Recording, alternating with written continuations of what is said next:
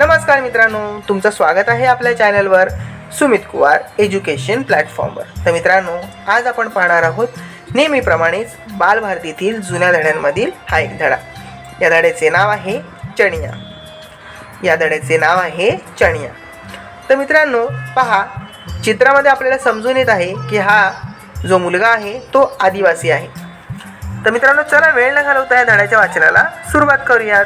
हा आपला चणिया तुमच्याच वयाचा आहे। तो गावात राहत नाही, तो रानावनात राहतो। डांबरी रस्ते त्याने पाहिलेले नाहीत, मग आगगाडी आणि मोटार यांची तर गोष्टच सोडा। चणिया ज्या ठिकाणी राहतो तिथल्या पाऊलवाटा त्याला बिनचूक माहीत आहेत। जंगलातील झाडं न झाडं त्याच्या ओळखीची आहेत। तुम्ही त्याला विचारले तर साऱ्या झाडांची नावे तो तुम्हाला पटापट सांगेल। कोणत्या झाडाला फळ केव्हा येते, त्याचा रंग कसा असतो, ते गोड असते की आंबट असते, या साऱ्या गोष्टी चणियाला ठाऊक आहेत। जंगलात कोणत्या झाडावर कोणते पक्षी असतात, त्यांची घरटी कशी असतात, त्याचे वर्णन तर तो खूपच छान करतो। त्याच्या कितीतरी गमती तो सांगतो। वेगवेगळ्या पक्ष्यांच्या आवाजांची हुबेहूब नक्कल करावी तर ती या चणियानेच। रानावनात भटकणारे प्राणी हीच चणियाची दोस्त मंडळी। हत्ती, वाघ, अस्वल, रानरेडा, रानडुक्कर, वनगाय असे कितीतरी प्राणी जंगलात असतात। त्या सर्वांची चणियाला बिनचूक माहिती आहे। प्राण्यांच्या पावलांच्या ठशांवरूनही चणिया ते ठसे कोणत्या प्राण्याचे असावेत हे सहज सांगू शकतो। जंगलातल्या सर्व प्राण्यांबद्दल चणियाला फार प्रेम आहे। ते प्राणी चवताळून कधी अंगावर आले तर त्यांच्यापासून तो आपला बचावही करून घेतो। हे चणियाचे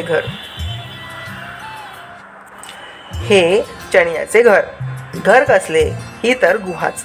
ही गुहा म्हणजे चणियाचे घर। यात किती काळाकुट्ट अंधार आहे पाहिलेत ना। या घरात सतत एक दिवटी तेवत असते। या दिवटीच्या उजेडात घरातील सारी कामे चालतात।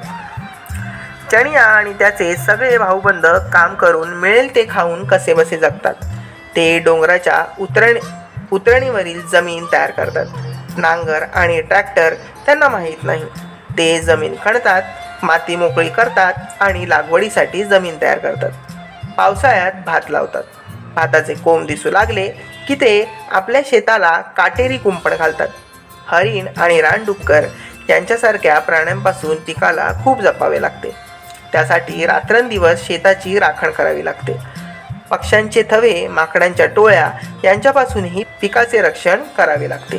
पिकाची राखण करताना चणिया सफाईने गोफणगुंडा चालवतो। तरी देखील काही पक्षी आणि माकडे त्याची नजर चुकवून हळूच पिकामध्ये शिरतातच। पुरेसे पीक आले नाही तर कंदमुळे खाऊन चणिया आणि त्याचे भाऊबंद कसे तरी दिवस काढतात। चणिया आणि त्याचे भाऊबंद कधीही एकमेकांशी भांडत नाहीत। एकाचे सुख तेच साऱ्यांचे सुख आणि एकाचे दुःख तेच साऱ्यांचे दुःख। डोंगर, नद्या, झाडीझुडी, फुले फळे, पशुपक्षी हेच त्यांचे साक्षीदार। जंगलातच ते लहानाचे मोठे होतात। जंगल हेच त्यांचे घर आणि जंगल हेच त्यांचे जग। तर मित्रांनो, यावरून आपल्याला समजत आहे की चणिया आणि त्याचे भाऊबंद हे सगळे जंगलात राहणारे आहेत आणि त्यांनी कधी शहरं पाहिली नाहीत। ते गावखेड्यातच राहणारे म्हणजे जंगलात राहणारेच आहेत। तर मित्रांनो, हा धडा तुम्हाला कसा वाटला मला कमेंट्समध्ये नक्की लिहून पाठवा। चॅनलवर नवीन असाल तर चॅनल लाईक, शेअर, सबस्क्राईब करा। बाजूची बेल आयकॉन दाबा, जेणेकरून येणारे सगळे नवीन व्हिडिओ तुम्हाला प्रथमतः पाहायला मिळतील। तर मित्रांनो, व्हिडिओ पूर्ण पाहिल्याबद्दल धन्यवाद।